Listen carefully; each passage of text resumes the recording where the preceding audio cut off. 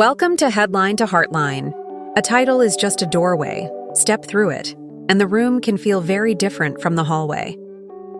Today, I'll walk you through what changes for Sarah Ferguson and her daughters, Princess Beatrice and Princess Eugenie, now that Andrew is no longer a prince and his remaining privileges have been withdrawn.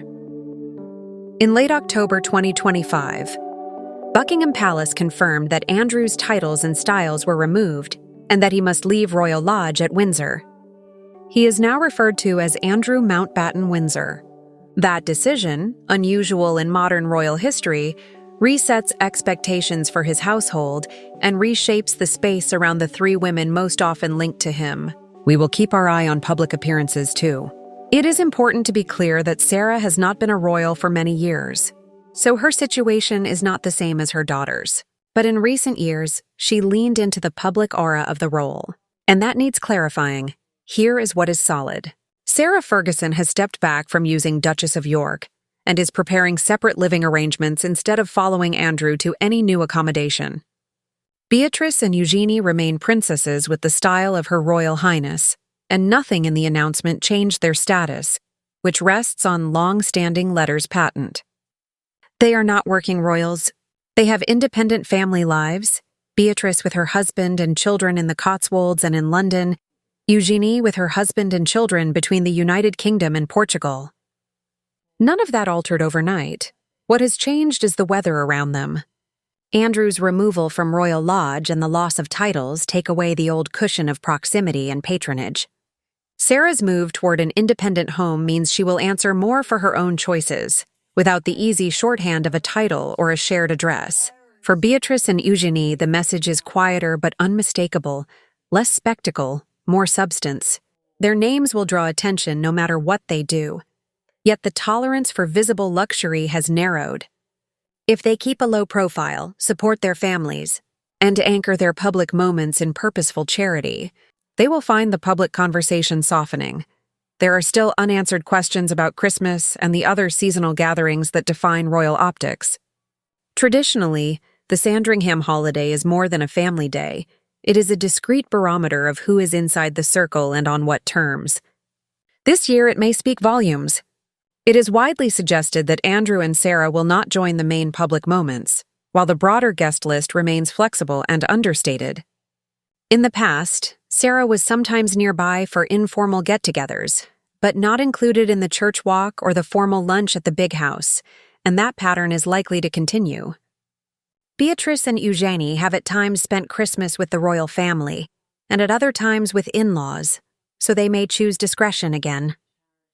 A quieter visit, a smaller lunch, a New Year drop-in, or time at Windsor later in the season would keep family bonds alive without a headline-heavy photo op.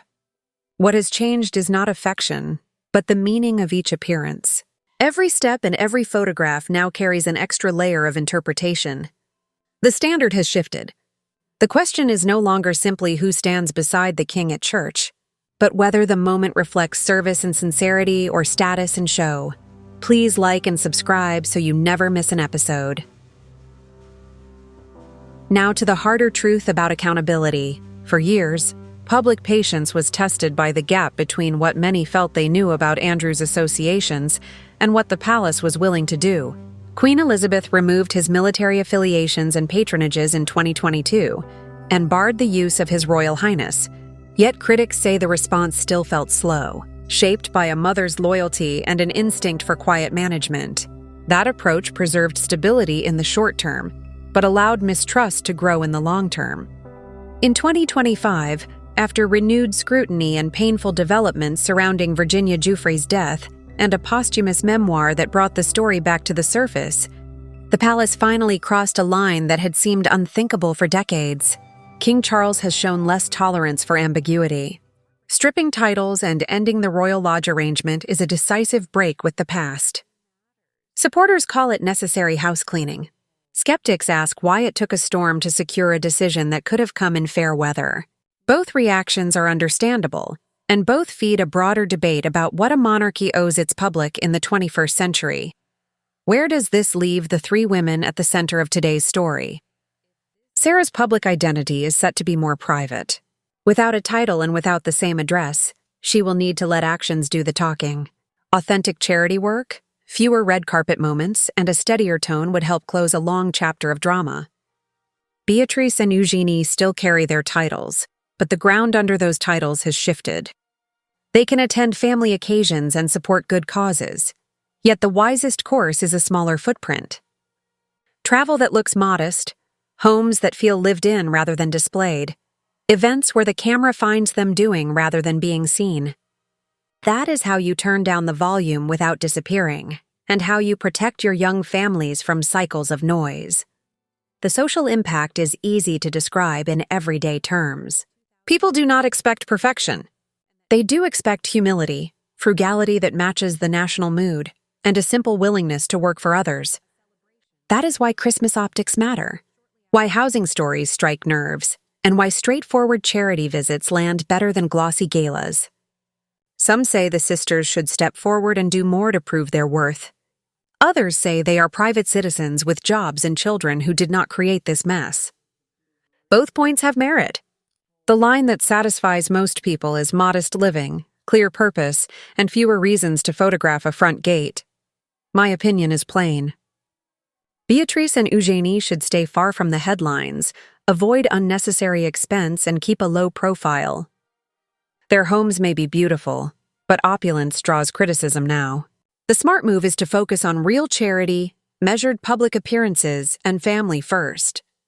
As for Sarah, stepping away from the Duchess label and from Royal Lodge is overdue. The royal family finds itself in awkward situations when symbolism, spending, and common sense slip out of alignment. This is a chance to correct that, gently and for good. In short, the names have not changed for Beatrice and Eugenie, but the expectations have. Sarah is moving on without a title and without Royal Lodge. Christmas and other gatherings may still include the daughters, but the tone will be different. Fewer balconies, more quiet rooms where the real work happens. If they choose humility over headlines, they will find firmer ground than any title can give. Thank you for listening. Please subscribe to the channel and like this video, and I will see you next time. As we close, remember that doors are not endings. They are maps to better rooms when you choose carefully which one to open.